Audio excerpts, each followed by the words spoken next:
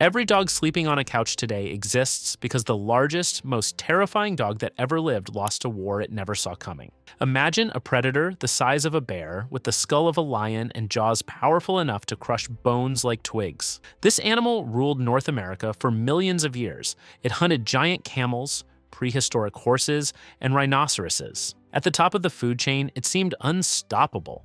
And yet, despite all that power, it vanished completely. Not because of an asteroid, not because of an ice age, not because something bigger killed it. It disappeared because cats arrived. Its name was Epicyon, and it was the biggest dog to ever walk the earth. Around 40 million years ago, the earliest members of the dog family first appeared in North America. These primitive canids were small, fox-like animals that lived in the shadows of larger predators. Over time, they split into several evolutionary branches, each experimenting with different ways to survive. One of those branches would become the most powerful dogs the world has ever seen. They were called the horrifying, a name that means bone-crushing dogs. For roughly 30 million years, these predators dominated North America. More than 60 species evolved, ranging from fox-sized scavengers to massive apex hunters. Unlike wolves and foxes, which eventually spread across the globe, the horrifying were found nowhere else on Earth. North America was their kingdom. At first, they were not particularly impressive. The earliest horrifyings were small, omnivorous animals that walked flat-footed, much like bears do today. They likely ate insects, fruit, and small animals, but evolution had bigger plans. Over millions of years, they grew larger and more specialized. Their jaws became stronger. Their teeth became thicker. Their diets shifted toward meat. Eventually, they outcompeted older dog lineages and took over as the dominant canids on the continent. And from this lineage emerged a true giant, Epicyon. There were 3 known species, but the largest, Epicyon haydeni, was in a class of its own. This animal reached nearly 8 feet in length and stood about 3 feet tall at the shoulder. Most individuals weighed between 220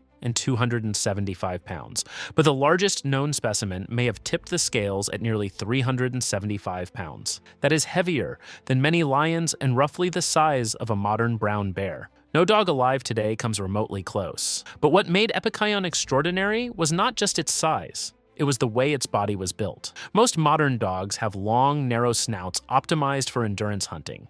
Epicyon looked completely different. Its skull was short, broad, and powerfully constructed, more like a lion's than a wolf's. This shape was not an accident. A shorter snout concentrates bite force, allowing tremendous pressure at the front of the jaws. Combined with thick neck muscles and massive jaw bones, Epicyon likely possessed one of the strongest bites of any dog in history. Its teeth reveal even more. Modern wolves use sharp carnassial teeth to slice flesh. Epicyon's carnassials were broader and sturdier, designed to crush and pulverize bone. Behind them were large grinding molars that allowed it to process almost every part of a carcass. It did not just eat meat, it consumed the skeleton. Scientists have even discovered fossilized droppings containing fragments of digested bone, confirming that Epicyon could crack open large bones and digest them, much like modern hyenas. This gave it access to bone marrow, one of the richest sources of calories in nature.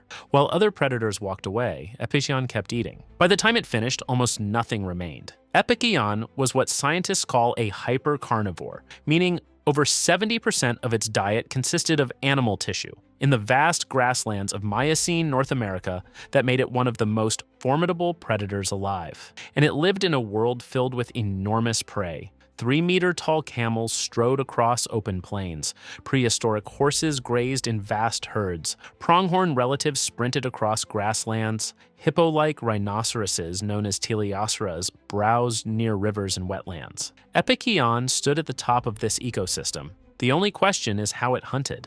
That mystery still fascinates paleontologists. Its skeleton tells conflicting stories. Its long legs and digitigrade posture suggest it could run efficiently. But its immense size meant it was unlikely to chase prey for hours like modern wolves. Instead, Epicyon probably relied on short, explosive bursts of speed.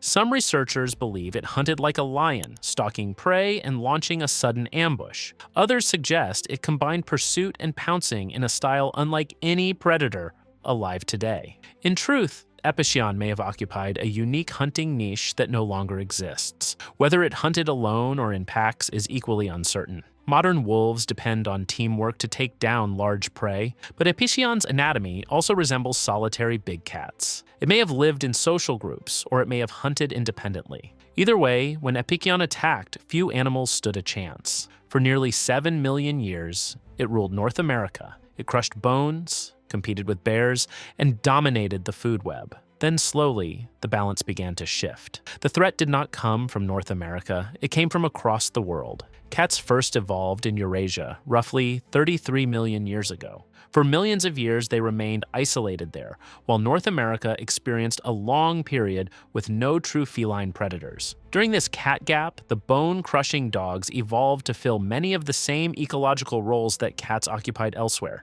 They became ambush predators. They developed powerful forelimbs. They specialized in bringing down large prey.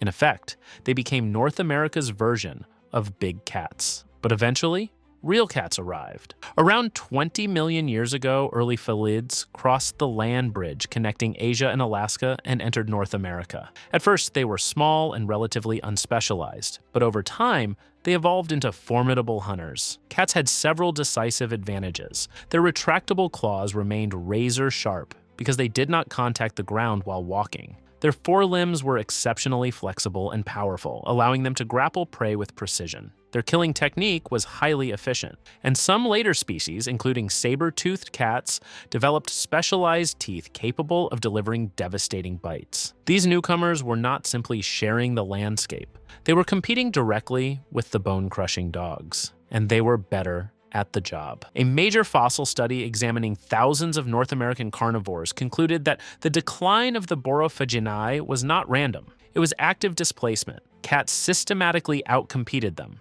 Niche by niche, predator by predator, the bone-crushing dogs lost ground, but not all dogs disappeared. Only the dogs that had evolved to behave like cats. The Borophagines were large, ambush-oriented predators occupying the same roles as felids.